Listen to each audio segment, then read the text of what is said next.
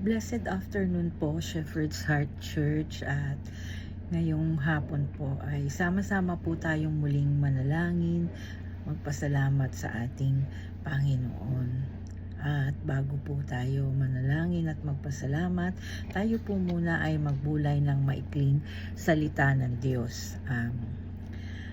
Ito po ay matatagpuan natin sa aklat ni Matthew 26, verse 41. Ang sabi po dito, "Watch and pray that you may not enter into temptation. The spirit is willing, but the flesh is weak." So, this highlights the importance of being vigilant in prayer and the inherent weakness of human nature, which makes it difficult to resist temptation.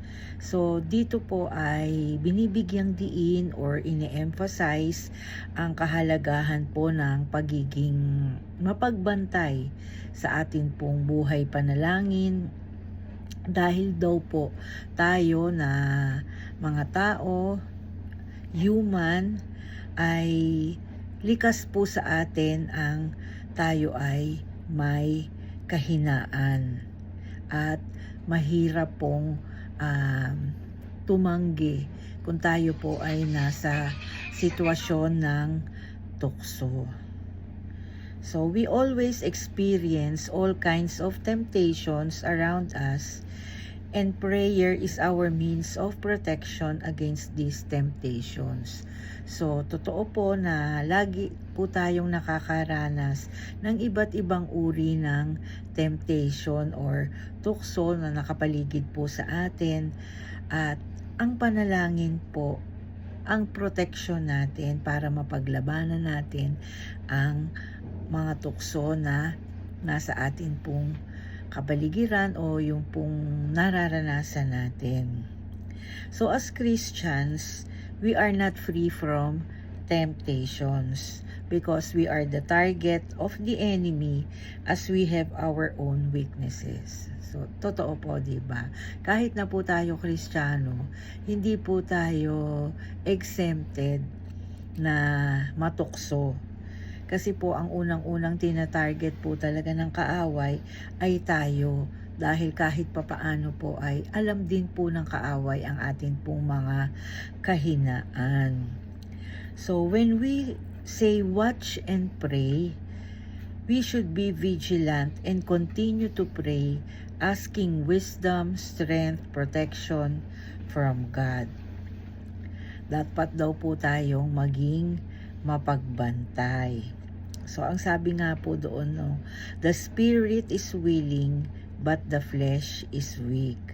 So, ang sinasabi po nito ay, meron daw po tayong desire na gumawa ng mabuti, maging mabuti, dahil po sa ating espiritu na masasabi natin na matibay o matatag, pero yung human nature po natin o yung tinatawag nating flesh is prone to weakness and can easily fall into temptation. Di po ba?